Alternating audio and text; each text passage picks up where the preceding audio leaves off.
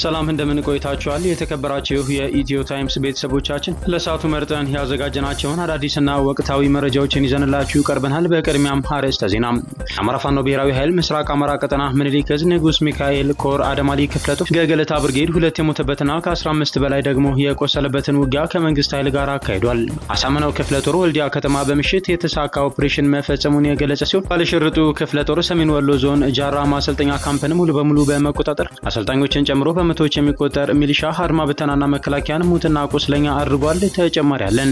በአዲስ አበባ የሚገኘው የዩናይትድ ስቴትስ ኤምባሲ በአሜሪካ ዜጎች ላይ ሊደርስ በሚችል በግፍ የመታሰር ስጋት ላይ ያተኮረ ያልተለመደና ጠንከር ያለ ማስጠንቀቂያ ወጣ። የማስጠንቀቂያ የወጣው በአማራና በኦሮሚያ ክልሎች ያለው የጸጥታ ሁኔታ ባልተረጋጋበት መንግስትን በአካባቢዎቹ ህግ የማስከበር ዘመቻ እያካሄድኩ ነው በሚልበት ወቅት ሲሆን አሜሪካውያን ዜጎች ዲያስፖሮች ወደ ክልሉ ሲጓዙ በቀላሉ በተጠርጣሪነት ሊያዙ እንደሚችሉና በአሜሪካ መንግስት እንደ በግፍ መታሰር ሊቆጠር ይችላል ተብሏል። ዝርዝሩን አዘጋጅተናል። የአማራ ክልል የጸጥታ ምክር ቤት በክልሉ ያለውን አንጻራዊ ሰላም ወደ ተሟላ ሰላም ለማሸጋገር በቀጣይ በትኩረት መስራት እንደሚገባ አቅጣጫ ተቀምጧል ሲል አስታወቀ። የክልሉ የጸጥታ ችግር ከጊዜ ወደ ጊዜ እየተሻሻለ መምጣቱንና በጫካ የነበሩ ታጣቂዎችም የሰላም አማራጭን ተቀብለው ስልጠና እየወሰዱ ወደ ማህበረሰቡ እየተቀላቀሉ መሆናቸውን የገለጹት ኃላፊው የሰላም አማራጭን የተቀበሉ ታጣቂዎች ህዝባችን ሰላም ማግኘት አለበት፣ እስካሁን የበደልነውን ህዝብ መካስ አለብን ብለው እየተመለሱ ናቸው ብለዋል። ሌላኛው መረጃችን ነው። ከ2500 በላይ የአቢሲኒያ ባንክ ሰራተኞች ከስራቸው ሊቀነሱ መሆኑ ተሰማ። ሰራተኞቹ ሁሉን ነገራችንን መስዋዕት አድርገን በብዙ ደንበኞች ዘንድ ተወዳጅ ያደረግነውን ባንካችንን በቢሊዮን ብሮች እንዲያተርፍ ያደረግነው ባንካችን ምንም ሳናስብ ድንገት ያለምንም በቂ ምክንያት ሰው ሊቀንስ እንደሆነ በግልጽ ተነግሮናል ሲሉ ባንኩ በበኩሉ የሚቀነስ ሰራተኛ የለም፣ ያላቸው ክህሎት እየታየ የሰው ኃይል ፍላጎት ባለበት ቦታ ይመደባሉ ብሏል። ሙሉ መረጃውን አጠናቅረናል። የአዲስ አበባ ከተማ ትምህርት ቢሮ የኦሮምኛ ቋንቋ መምህራንን ወደ ሌሎች የስራ መደቦች ያዘዋወረ መሆኑ ተገለጸ። ለዚህም መምህራኖቹ ቀድሞውንም ሲቀጠሩ በቁጥር መብዛታቸው ዋነኛው ምክንያት መሆኑ የተነገረ ሲሆን መምህራኖቹ የአዲስ አበባ ከተማን የጸጥታ መዋቅርና የደህንነት ስራን ጨምሮ ለሌሎች የተለያዩ የመንግስት ስራዎች እንዲመደቡ እየተደረገ ነው ተብሏል። በትምህርት ቤቶች በሴት ተማሪዎች ላይ እዛቻ፣ ማስፈራራትና ጾታዊ ትንኮሳዎች በመምህራንና በተማሪዎች እንደሚፈጸም ኢሰመኮ ገለጸ። ጉዳት የሚያስከትሉ ቅጣቶች መኖራቸውንና በተለይ በአማራና ኦሮሚያ ክልሎች በታጣቂዎችና በመንግስት የጸጥታ አካላት መካከል እየተካሄዱ ባሉ ግጭቶች ምክንያት ተማሪዎች ስጋት ላይ መሆናቸው ተገልጿል። በዝርዝር የምንመለከተው ይሆናል። የተከበራችሁ የኢትዮ ታይምስ ቤተሰቦቻችን እነዚህንና ሌሎችም ያልተሰሙ አዳዲስና ወቅታዊ መረጃዎችን ለማድመጥ እስከ መጨረሻው ድረስ ላይክ፣ ሼር እና ሰብስክራይብ በማድረግ አብራችሁን እንድትቆዩ በአክብሮት እንጋብዛለን።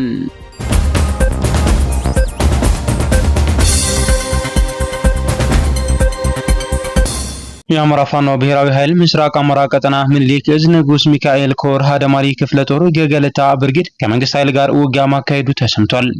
የአማራ ፋኖ ብሔራዊ ኃይል ምስራቅ አማራ ቀጠና ምኒልክ ዕዝ ንጉስ ሚካኤል ኮር አደማሊ ክፍለ ጦር ገገለታ ብርጌድ መስከረም 5 ቀን 2018 ዓ.ም ንጋት 11 ሰዓት ላይ ጥቃት ለመፈጸም የመጣውን የመንግስት ኃይል በመመከትና መልሶ በማጥቃት እስከ ቀኑ 5 ሰዓት ድረስ ውጊያ ማካሄዱ የተሰማ ሲሆን ከመንግስት ኃይል 2 መሞቱና ከ15 በላይ ደግሞ መቁሰሉ ተነግሯል። በተያያዘ መረጃ የአማራ ፋኖ ብሔራዊ ኃይል ምስራቅ አማራ ቀጠና ምኒልክ ዕዝ አሳምነው ክፍለ ጦር ወልዲያ ከተማ በምሽት የተሳካ ኦፕሬሽን መፈጸሙን ገልጿል። የአማራ ፋኖ ብሔራዊ ኃይል ምኒልክ ዕዝ ምስራቅ አማራ ኮር አንድ አሳምነው ክፍለ ጦር 5ኛ ሻለቃ መስከረም 5 ቀን 2018 ዓ.ም ምሽት 5 ሰዓት በመግባት አንድ ፓትሮል አድማ ብተና ላይ ጥቃት ፈጽመዋል። በአርበኛ ዘውዱ መላክ የሚመራው 5ኛ ሻለቃ በምሽት ወልዲያ ከተማ ዘልቆ በመግባት የፈጸመውን ይህንን ጥቃት ተከትሎ የመንግስት ኃይል ንጹሃን ላይ ጉዳት አድርሷል ሲል የአማራ ፋኖ ብሔራዊ ኃይል ምስራቅ አማራ ቀጠና ምኒልክ ዕዝ ከሷል። በእንዲህ እንዳለ ባለሽርጡ ክፍለ ጦር ሰሜን ወሎ ዞን ጃራ ማሰልጠኛ ካምፕን ሙሉ በሙሉ በመቆጣጠር አሰልጣኞችን ጨምሮ በመቶዎች የሚቆጠር ሚሊሻ አድማ ብተናና መከላከያን ደምስሷል ሲል የአማራ ፋኖ ብሔራዊ ኃይል ምስራቅ አማራ ቀጠና ምኒልክ ዕዝ ምስራቅ አማራ ኮር አንድ የባለሽርጡ ክፍለ ጦር ቃል አቀባይ ፋኖ መሐመድ ሞገስ ገልጿል።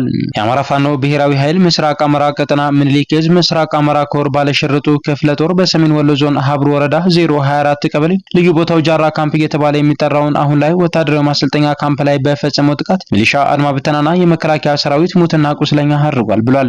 ሚሊሻና አድማ ብተና ኃይል መስከረም 5 ቀን ለመስከረም 6 2018 ዓ.ም አጥቢያ ከሌሊቱ 10 ሰዓት ጀምሮ እስከ 12 ሰዓት ከ35 በቆየ ውጊያ ሸረጥ ለባሽ ኮማንዶች ጃራ ካምፕ ውስጥ በከፈቱት ድንገተኛ ጥቃት ነው በርካታ የአድማ ብተና የሚሊሻ እንዲሁም የመከላከያ ኃይሎች መሞታቸውን መቁሰላቸውንና መማረካቸውን የገለጸው በአዲስ አበባ የሚገኘው የዩናይትድ ስቴትስ ኤምባሲ በአሜሪካ ዜጎች ላይ ሊደርስ በሚችል በግፍ የመታሰር ስጋት ላይ ያተኮረ ያልተለመደና ጠንከር ያለ ማስጠንቀቂያ በማህበራዊ ሚዲያ ገጹ ላይ አውጥቷል።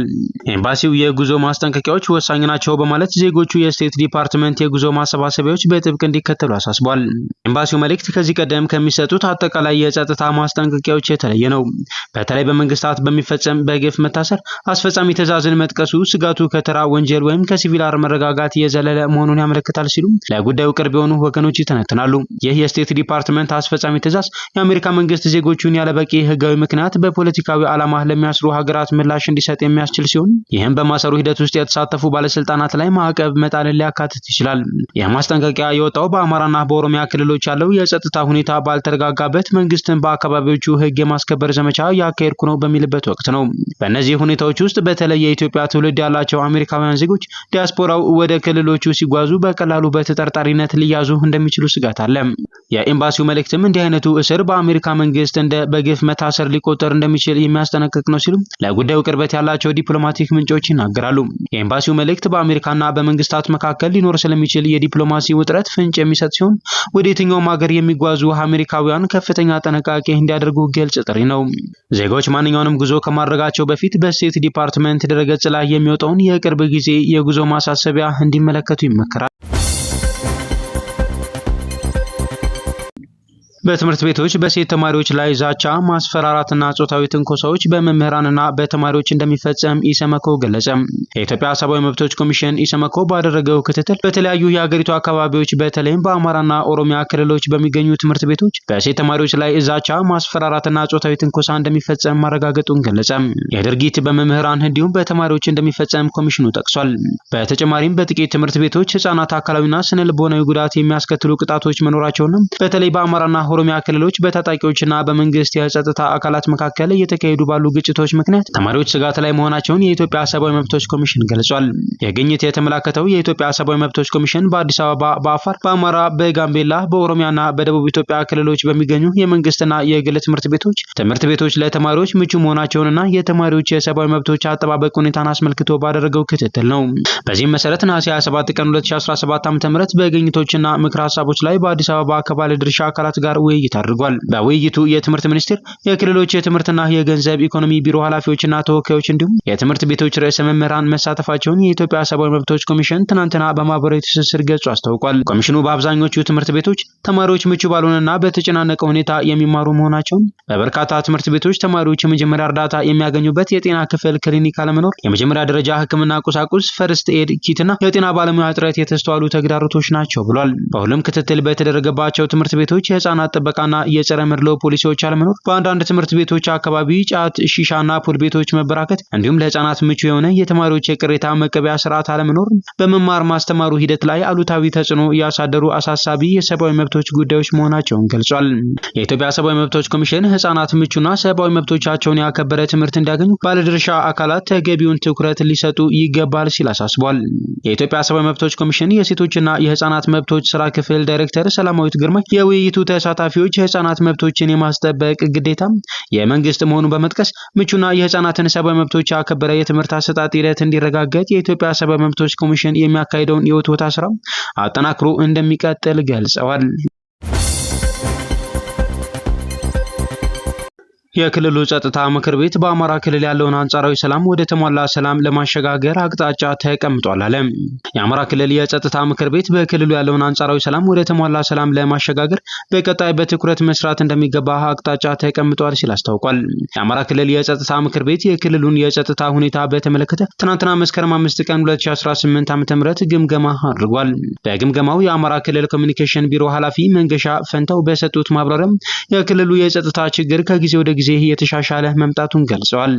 በጫካ የነበሩ ታጣቂዎችም የሰላም አማራጭን ተቀብለው ስልጠና እየወሰዱ ወደ ማህበረሰቡ እየተቀላቀሉ መሆናቸውን የገለጹት ኃላፊው አክለውም የሰላም አማራጭን የተቀበሉ ታጣቂዎች ህዝባችን ሰላም ማግኘት አለበት፣ እስካሁን የበደልነውን ህዝብ መካስ አለብን ብለው እየተመለሱ ናቸው ብለዋል። አያይዘውም የጸጥታ ምክር ቤቱ የሰላም አማራጭን የተቀበሉ ታጣቂዎችን መልሶ ለማቋቋም እየተሰራ ያለውን ስራ መገምገሙንም ተናግረው ታጣቂዎችን መልሶ ለማቋቋም እየተደረገ ያለው ስራ ተጠናክሮ እንደሚቀጥል አመላክተዋል። በተጨማሪም በክልሉ ያለውን አንጻራዊ ሰላም ወደ ተሟላ ሰላም ለማሸጋገር በቀጣይ በትኩረት መስራት እንደሚገባ አቅጣጫ መቀመጡን ገልጸው የትምህርትና የልማት ስራዎችም ተጠናክረው እንዲቀጥሉ በልዩ ትኩረት እንደሚሰራ መነሳቱን ጠቁመዋል። በአማራ ክልል በመንግስት የጸጥታ አካላትና በፋኖ ታጣቂዎች መካከል የሚደረገው በትጥቅ የታገዘ ግጭት ሰብአዊና ቁሳዊ ጉዳት በማስከተል ላይ እንደሚገኝ በተከታታይ መዘገቡ አይዘነጋም። በክልሉ እየተካሄደ ባለው ግጭት ምክንያት ከሚደርሰው ቁሳዊና ሰብአዊ ጉዳት በተጨማሪም ባለፉት 2 ዓመታት በሚሊዮኖች የሚቆጠሩ የክልሉ ተማሪዎች ወደ ትምህርት ገበታቸው አለመመለሳቸውን የክልሉ የትምህርት ቢሮ መረጃ ገልጿል። የመማር ማስተማሩ ሂደት የተቋረጠባቸው የክልሉ ቦታዎችን በርካታ ናቸው።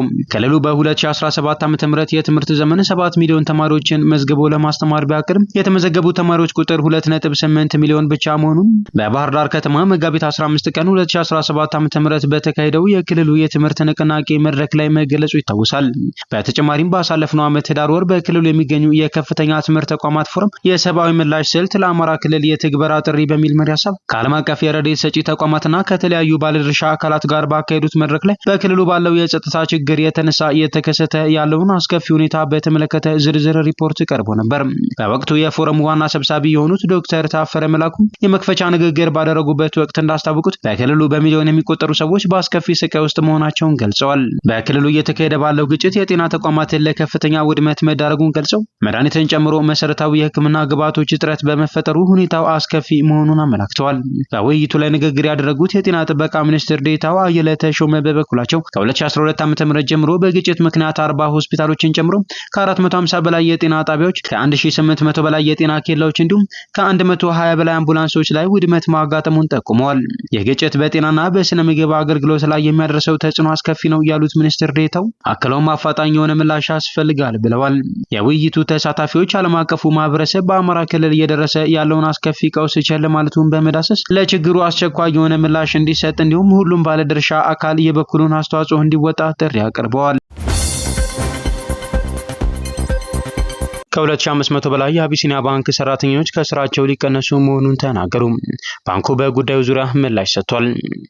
አቢሲኒያ ባንክ ከ2500 በላይ ሰራተኞቹን ሊቀንስ መሆኑንና ለዚህም ሲባል በርካታ ሰዎችን ወደ ጊዜያዊ የሰራተኛ ቋት ውስጥ እያስገባ መሆኑን የሚገልጹ ጥቆማዎች ደርሰውኛል ሲል መሰረት ሚዲያ ዘግቧል። የባንኩ አመራሮች ካለፈው ወር ጀምሮ ስብሰባ ላይ እንደነበሩ የታወቀ ሲሆን አሁን ላይ ለሁሉም ቅርንጫፎች እያንዳንዳቸው ቢያንስ 3 ሰራተኛ እንዲቀንሱ እንደታዘዙ እነዚህ የባንኩ ሰራተኞች የሰጡኝ መረጃ ያሳያል ብሏል። ሁሉን ነገራችንን መስዋዕት አድርገን በብዙ ደንበኞች ዘንድ ተወዳጅ ያደረግነው ባንካችን ምንም ሳናስብ ድንገት ያለምንም በቂ ምክንያት ሰው ሊቀንስ እንደሆነ በግልጽ ተነግሮናል ያሉ አንድ ስም ያይጠቀሱ ያሉ ሰራተኛ ናቸው።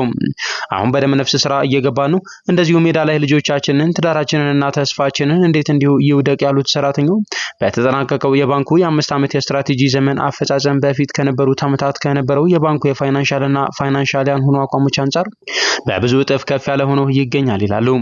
መረጃዎች እንደሚያሳዩት ስትራቴጂው በሚነደፍበት በ2019 እንደ አውሮፓውያን አቆጣጠር የባንኩ የሀብት መጠን ብር 56.9 ቢሊዮን የነበረ ሲሆን የስትራቴጂ ዘመኑ በ2024 እንደ አውሮፓውያን አቆጣጠር ሲጠናቀቅ ብር 222.14 ቢሊዮን ደርሷል። በተጨማሪም በተቀማጭ ገንዘብ መጠን ረገድ በ2019 እንደ አውሮፓውያን አቆጣጠር ብር 32 ቢሊዮን የነበረ ሲሆን የስትራቴጂ ዘመኑ በ2024 እንደ አውሮፓውያን አቆጣጠር ሲጠናቀቅ ብር 192 ቢሊዮን ደርሷል። በትርፍ መጠንም አንጻር በ2019 እንደ አውሮፓውያን አቆጣጠር ብር 1 ቢሊዮን አካባቢ የነበረ ሲሆን የስትራቴጂ ዘመኑ ሲጠናቀቅ ወደ ብር 5.83 ቢሊዮን ከፍ ብሏል። ከዚህም በተጨማሪ የባንኩ ቅርንጫፎች ከ337 ወደ 919 አድገዋል። እንዲሁም የደንበኞች ቁጥር ከ1.3 ሚሊዮን ወደ 13 ሚሊዮን ደርሷል። ሚዲያው ተመለከትኳቸው ያላቸው ሰነዶች እንደሚያሳዩት አሁን ላይ በርካታ ሰራተኞች ወደ ጊዜያዊ ሰራተኛ ቋት ወይም በባንኩ አገላለጽ ሪሶርስ ፑል እንዲገቡ እየተደረጉ ይገኛሉ። አሁን ጊዜያዊ ናቸው ነው የተባለው። ስንት ዓመት በቋሚነት የሰራን ሰራተኞች ጊዜያዊ ሰራተኞች ናቸው ስንባል በጣም ተጨንቀናል። ይህንን ሪሶርስ ፑል ሰራተኛን ለማሰናበት ቅድመ ሁኔታ አድርገው እያስቀመጡ ይገኛሉ የሚሉት ሌላኛው የባንኩ ሰራተኛ ሚስጥራዊ በሆነ መንገድ የሚካሄደው የአሰራር የቤት ኪራይ መክፈል ያቃተውን ታች ላይ ያለውን ሰራተኛ የመገምገሚያ መንገድ አጠያያቂ ነው ይላሉ። ቅርብ አለቃው ጋር በስራና በተለያየ ምክንያት የተነጋገረ ሰራተኛ በቀል በሚመስል መልኩ በሙሉ ወደ ጊዜያዊ ሰራተኛ ቋት ውስጥ ነው ያስገቡት። ብቻ በጣም ያሳዝናል፣ ምን እንደሚባል ግራ ያጋባል በማለት ሁኔታውን ገልጸዋል። በዛሬው ዕለት እንኳን አስቸኳይ ስብሰባ ጠርተውን ስማችንን አጥፍታችኋል በማለት ዛቻ አድርገውብናል። ምንም አታመጡም የሚል መልስ ሰጥተውናል። ስለዚህ የአቢሲኒያ ባንክ ጉዳይ ሰፊ ሽፋን የሚፈልግ ጉዳይ ነው። ወደሚመለከተው አካልም ብታደርሱልንና መጠየቅ ያለበትን ሰው ብታናግሩልን በማለት ሰራተኞቹ መልእክት ልከውልኛል ብሏል ሚዲያው።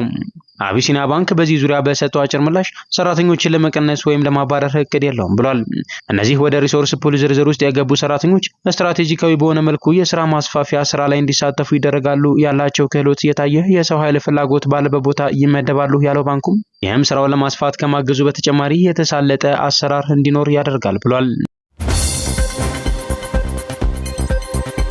የአዲስ አበባ ከተማ ትምህርት ቢሮ የኦሮምኛ ቋንቋ መምህራንን ወደ ሌሎች የስራ መደቦች እያዘዋወረ መሆኑ ተገለጸ። የአዲስ አበባ ከተማ መስተዳደር ትምህርት ቢሮ ከዚህ ቀደም በኦሮምኛ ቋንቋ በመምህርነት የስራ መደብ የቀጠራቸው መምህራን ወደ ሌሎች የስራ መደቦች እያዘዋወረ መሆኑን ዞብል ፖስት ደረሰኝ ያለው መረጃ ያመለክታል። እንደ መረጃ ምንጮቹ ገለጻ የኦሮምኛ ቋንቋ መምህራን ወደ ሌሎች የስራ መደቦች እየተዘዋወሩ የሚገኙት መምህራኖቹ ቀድሞውንም ሲቀጠሩ በቁጥር በመብዛታቸው ምክንያት መሆኑ ተገልጿል። የአዲስ አበባ ከተማ መስተዳደር ትምህርት ቢሮ የኦሮምኛ ትምህርት ክፍል መምሪያ ማቋቋሙን ተከትሎ በአንድ ትምህርት ቤት እስከ 6 የሚደርሱ የኦሮምኛ ቋንቋ መምህራን እንዲቀጠሩ ተደርጎ የነበረ ሲሆን ሁኔታው የመምህራኑ ቁጥር ከፍ እንዲል ምክንያት መሆኑ ተነግሯል። ይህንን ተከትሎ በአዲስ አበባ ከተማ በሚገኙ ትምህርት ቤቶች በኦሮምኛ ቋንቋ መምህርነት ተመድበው የነበሩ መምህራን አሁን ላይ ወደ ሌሎች የስራ መደቦች እየተዘዋወሩ መሆኑ ተነግሯል። የኦሮምኛ ቋንቋ መምህራኖቹ የአዲስ አበባ ከተማን የጸጥታ መዋቅርና የደህንነት ስራን ጨምሮ በሌሎች የተለያዩ የመንግስት ስራዎች እንዲመደቡ እየተደረገ እንደሚገኝ ተገልጿል። ከዚህም በተጨማሪ የአዲስ አበባ ከተማ መስተዳደር የሰራተኞች ቅነሳ ባደረገባቸው የመንግስት መስሪያ ቤቶች እነዚሁ የኦሮምኛ ቋንቋ መምህራን እንዲመደቡ ይደረጋል መባሉን የመረጃ ምንጮች ገልጸውልኛል ብሏል።